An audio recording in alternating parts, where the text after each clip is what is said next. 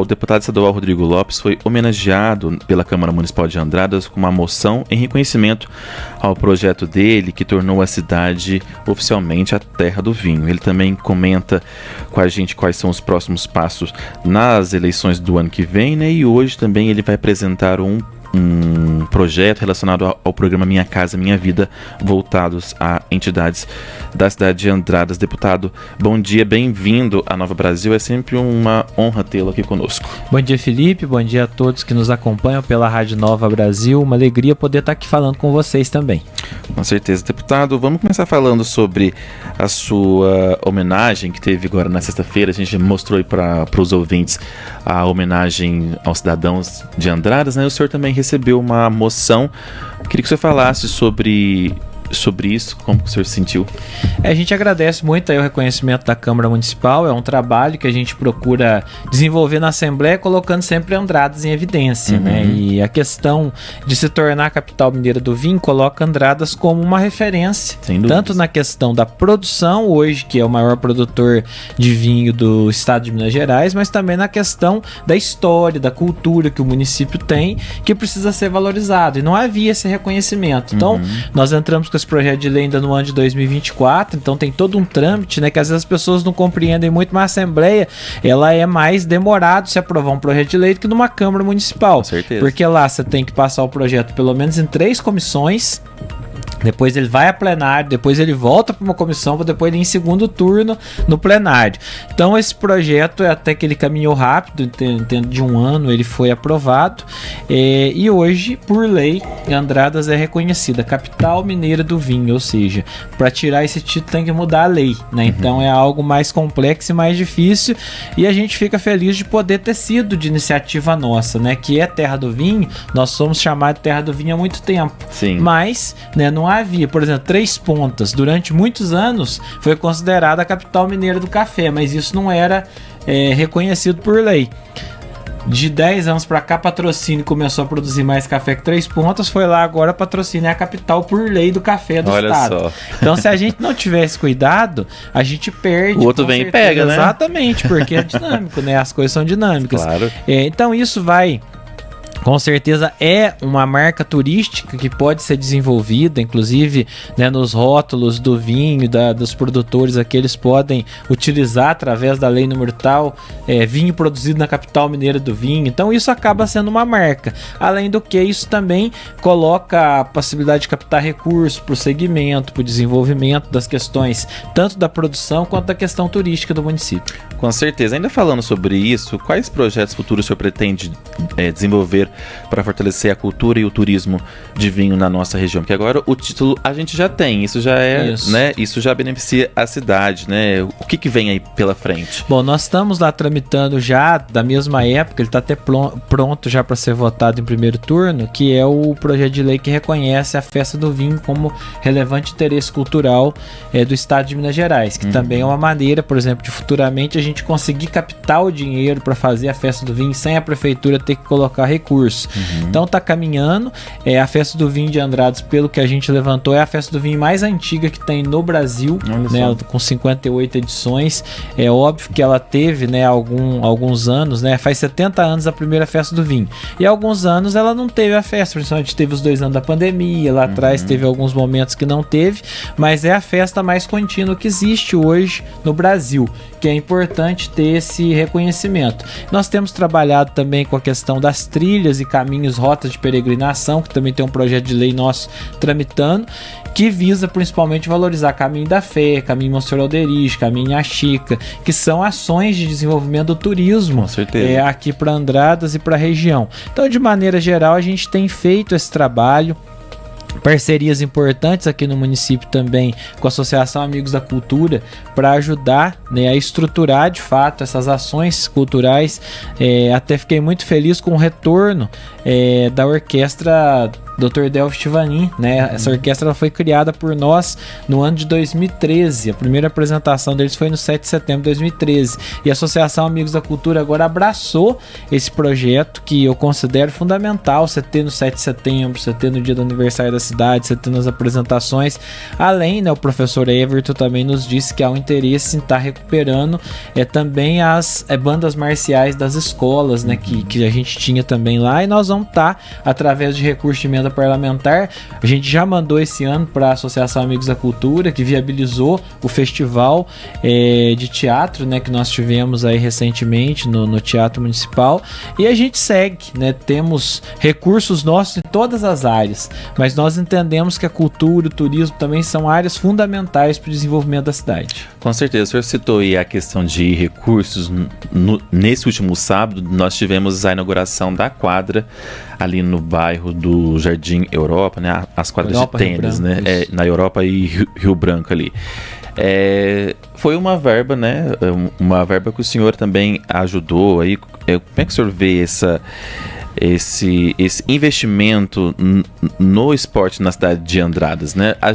O senhor até citou lá, né, que teve muitas críticas, né? Mas as críticas a gente tem que deixar de lado, né, exatamente. Rodrigo? Porque assim, o senhor falando e eu fiquei pensando, falei, gente, mas falar que é obra para rico, mas o rico também paga imposto, mas exatamente. O rico não pode ir lá jogar uma bola, né? Uma coisa, né, Rodrigo? Eu acho que essa segregação social ela é muito ruim, né? Claro. E é quando as pessoas perdem o argumento, por exemplo, assim, se eu não mandasse recurso para Andradas, podiam falar, o deputado não faz nada pelo município. Como Sim. a gente tá mandando, aí começa a ter as pessoas que são oposição. E o que é pior, Felipe, que eu falo é o seguinte, eu acho que é muito bem-vinda a crítica, só que a pessoa precisa ter cara e CPF, o duro é o fake, né? Que usa a rede, é um covarde que se esconde atrás ali de um perfil falso para poder atacar. Mas quando a gente fala em esporte hoje, nós temos a quadra de tênis que foi entregue, são 3 quadras na verdade, né? Acaba sendo até um complexo que vai ter que ter outros investimentos na parte social ali para poder atender as crianças, tem que ter uma sede, tem que ter um espaço coberto para o período de chuva,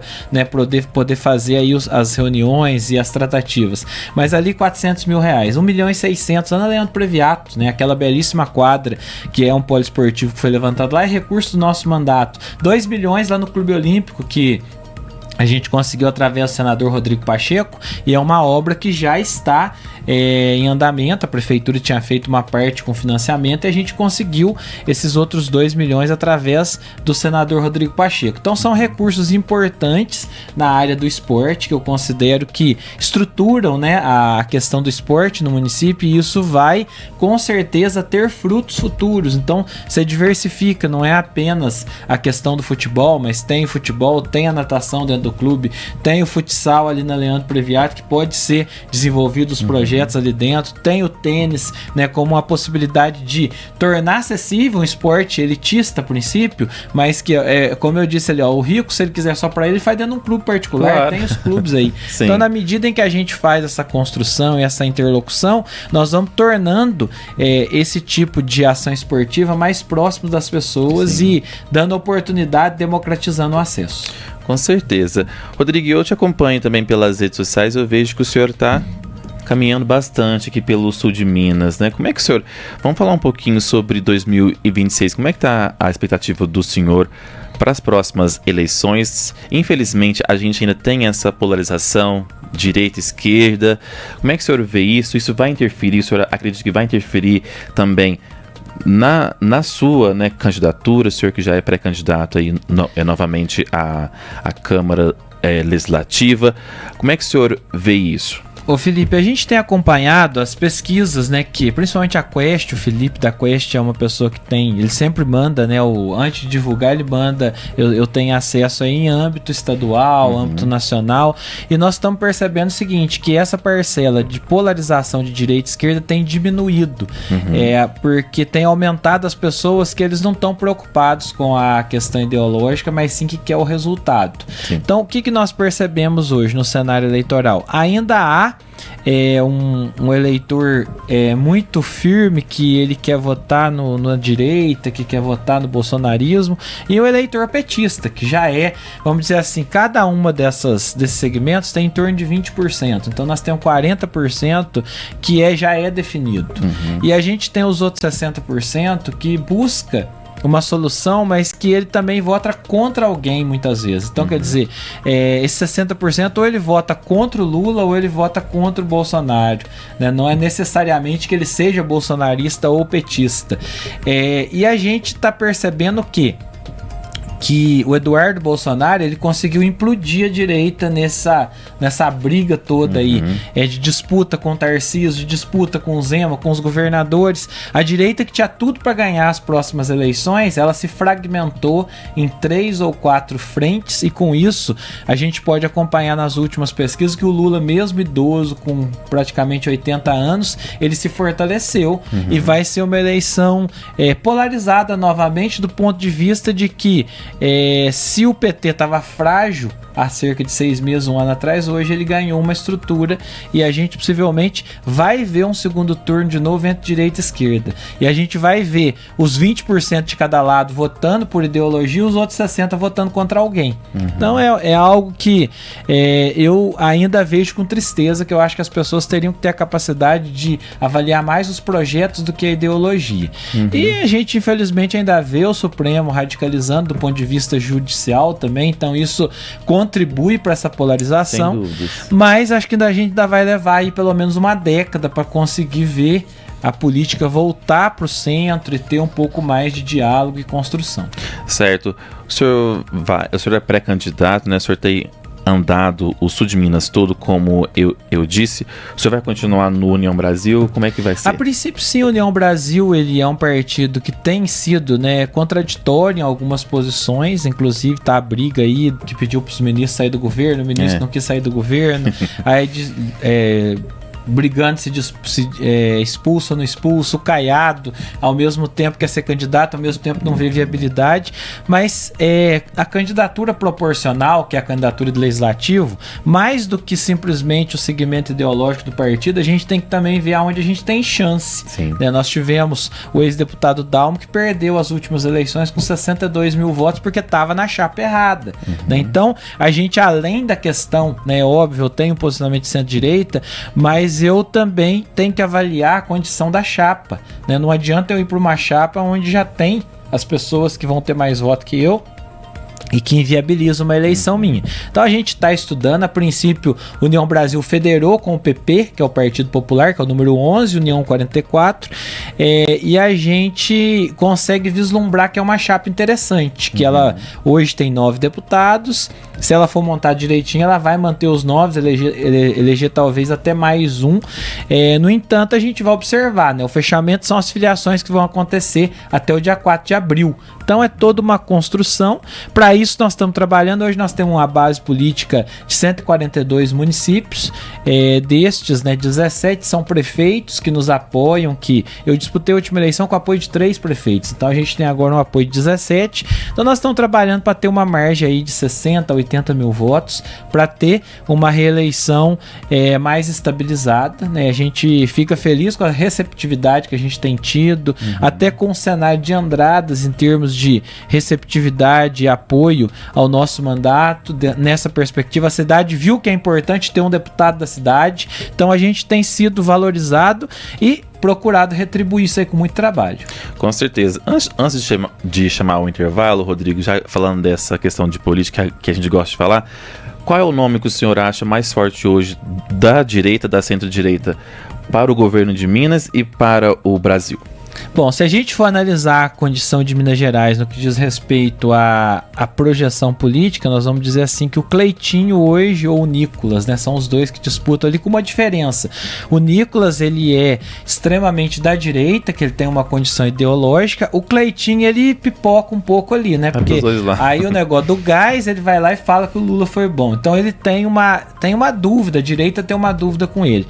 Mas eu acredito que o Matheus Simões, ele vai se fortalecer porque ele vai assumir o governo no mês de abril. Então hoje ele pontua entre 4% e 8%, mas com a máquina na mão ele vai se destacar, pode ser competitivo lá na frente.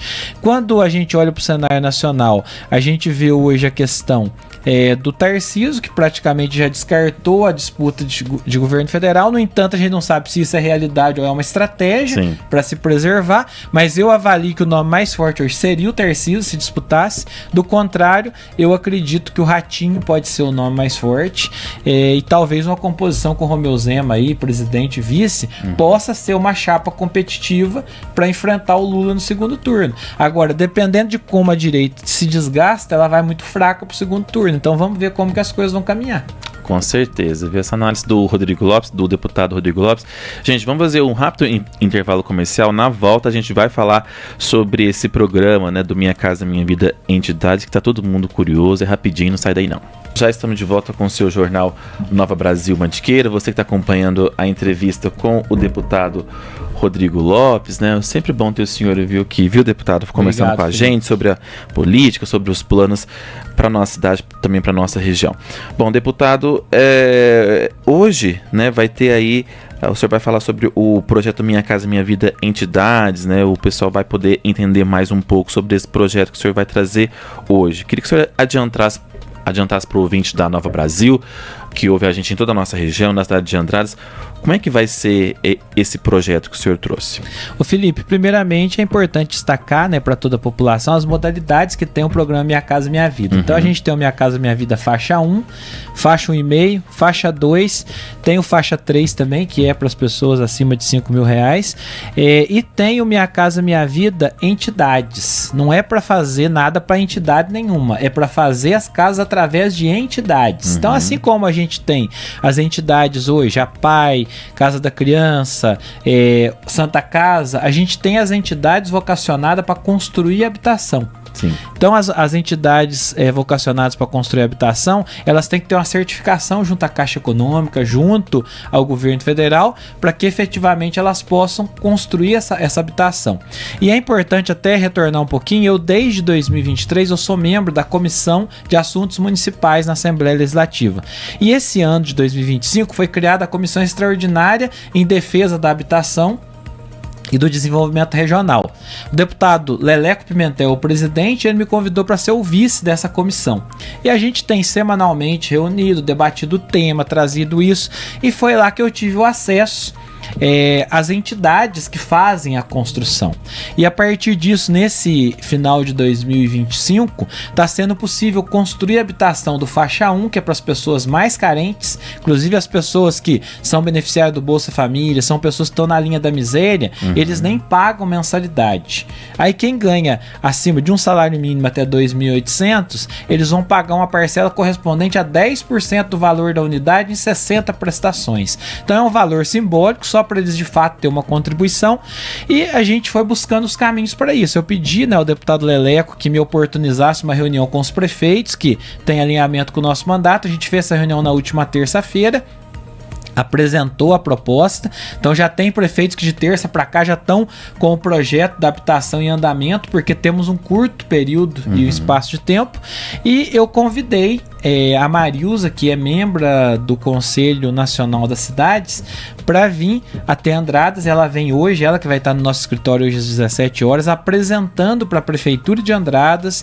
e teve a Prefeitura de Puyuna e Caldas e também de Botelhos, que não puderam ir até Belo Horizonte semana passada, que vão estar acompanhando aqui essa possibilidade. É fundamental que a Prefeitura entre com a parte do terreno, senão não viabiliza o projeto. No entanto, fazer pela entidade, a gente consegue ter um custo de economia que dá inclusive para fazer habitação de melhor qualidade, e dá para fazer pelo faixa 1, que é realmente para as pessoas que mais necessitam, né? Eu entendo que a Casa Popular precisa atender principalmente essa parcela da população mais carente, e esse é o nosso objetivo. A princípio, há a possibilidade de fazer 20 unidades aqui no município. É pouco, mas já resolve o problema de 20 famílias.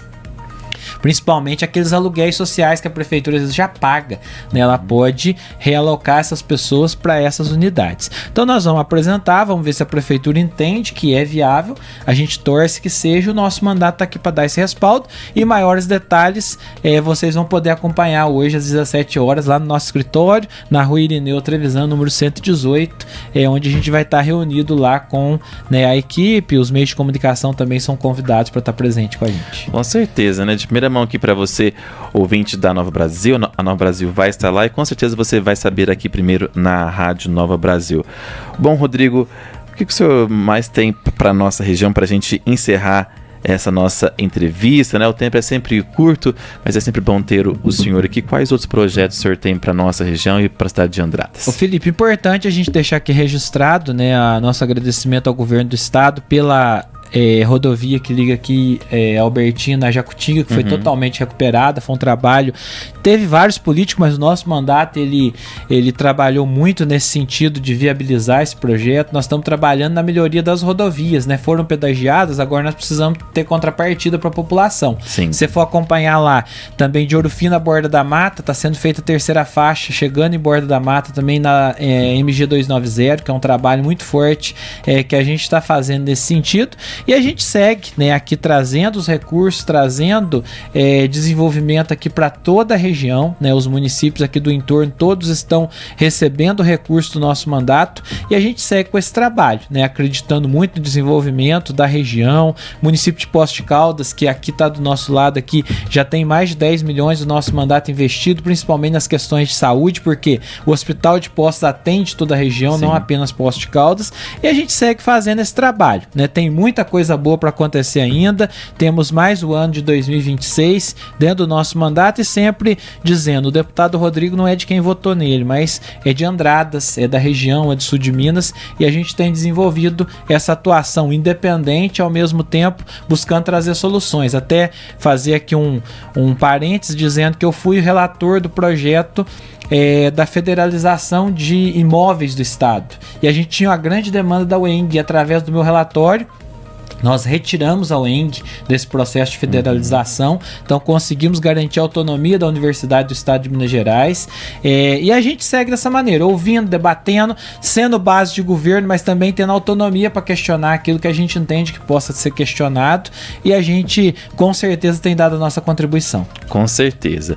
Bom, pessoal, para você que acompanhou, esse é o deputado estadual Rodrigo Lopes. Rodrigo, já vou convidar o senhor para o senhor voltar aqui para a gente falar sobre Copasa, para a gente falar sobre CEMIG, para falar sobre outros projetos para a nossa região. Com certeza, temos aí em vistas aí a privatização da Copasa já e com certeza é um tema que vai ser importante ser debatido. Com certeza, vai ser debatido aqui na Nova Brasil. Obrigado pela sua participação aqui conosco, boa sorte na sua caminhada. Obrigado, Felipe, muito obrigado, um grande abraço ao seu Domingos também, que nos acompanha aqui, sempre abre as portas, e a todos, né, os ouvintes aí da Nova Brasil Mantiqueira. Um grande abraço e até a próxima, se Deus quiser.